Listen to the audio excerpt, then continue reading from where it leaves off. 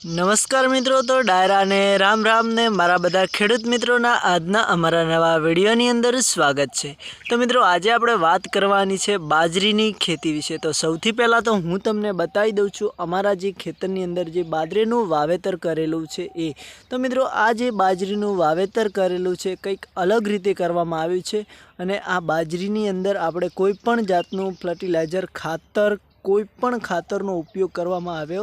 નથી અને આ જે બાજરીનું વાવેતર તમને અત્યારે જોવા મળી રહ્યું છે એકદમ ઓર્ગેનિક રીતે બાજરીની ખેતી કરી છે અને આ બાજરીનો રોટલો એટલો સરસ થાય છે અને તોળો પણ સારો થાય છે અને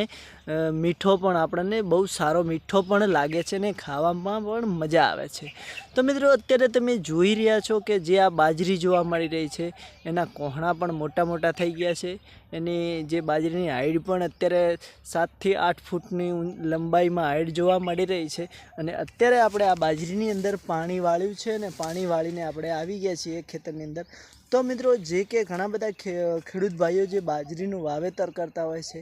એની અંદર ઘણા બધા ફર્ટિલાઇઝર ખાતરો નાખતા હોય છે,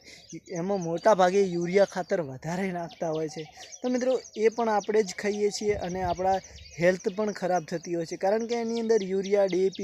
જેવા ખાતરો નાખે છે અને પછી એ જ બાજરી આપણે ખાતા હોઈએ છીએ તો એના કારણથી આપણને ઘણા બધા રોગો પેદા થતા હોય છે। તો મિત્રો આ બાજરી હું જે તમને બતાવી રહ્યો છું એ જોજો અને વિડીયોની અંદર છેલ્લે સુધી બન્યા રહેજો અને અમારા વિડીયો સારો લાગે તો દિલથી એક લાઇક કરી દેજો મારા ભાઈ અને ચેનલમાં નવા હોય તો અમારી ચેનલને સબસ્ક્રાઈબર કરતા જજો કે જેથી કરીને અમને થોડા ઘણો સપોર્ટ મળે અને અમારા નવા વિડીયો તમને મળતા રહે। તો હું ચલો મારા ખેતરમાં બાજરી કેવી રીતે ખેતી કરું છું એ બતાવું।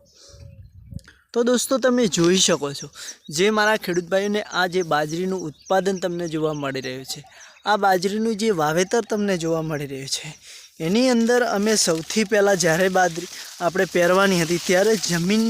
જે કે ગારવી અને વાવેતર કરેલું છે। આ જુઓ કે મોટા ભાગે જે બાજરી છે એની અંદર આપણે કોઈ પણ એક પણ ખાતર નાખ્યું નથી અને આ જે બાજરી છે આપણે વેચવાની છે એટલે કે વેચાતી આપવાની છે અને આ બાજરીનો ભાવ અત્યારથી રાખેલો છે, ફિક્સ ભાવ બાંધ્યો છે 1110 રૂપિયા એક મણનો। અત્યારે મિત્રો ઘણા બધા વેપારીઓ બાજરીનું વાવેતર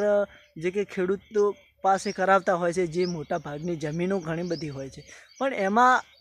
જે કે ફર્ટિલાઇઝર ખાતરો યુરિયા એવા મોટા ભાગે વધારે ખાતરો નાખવામાં આવે છે અને એના કારણથી પછી આપણા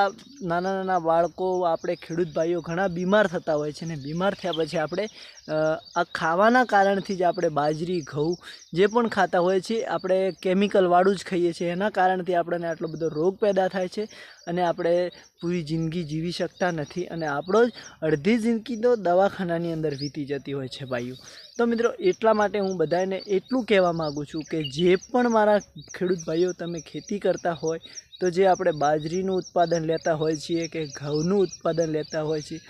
એની અંદર આ મોટા ભાગે હવે ખાતર નાખવાનું બંધ કરો અને જેમાં ખાતર નાખવાનું હોય છે જે ખેતીમાં એમાં જ નાખો। અત્યારે તમે જોઈ શકો છો કે બટાકાની ખેતીમાં પણ ખૂબ જ ખાતર વપરાય છે। તો મિત્રો આ બાજરી છે આપણે ખાવાની બાજરી છે તો એની અંદર હવે કોઈ પણ ખાતર નાખવાનું બંધ કરી દો, ફર્ટિલાઇઝર ફક્ત ને ફક્ત ઓર્ગેનિક રીતે ખેતી કરો, આપણું શરીર પણ સારું રહેશે, ખાવામાં પણ બાજરી મજા આવશે। તો આજના વિડીયોમાં આટલું દોસ્તો, વિડીયો આટલા માટે બનાવ્યો તો વિડીયો સારો લાગે તો દિલથી લાઇક કરી દેજો અને મારા ખેડૂત ભાઈ એક કોમેન્ટ પણ કરી દેજો। તો નેક્સ્ટ વિડીયોમાં ફરી મળીશું। જય માતાજી।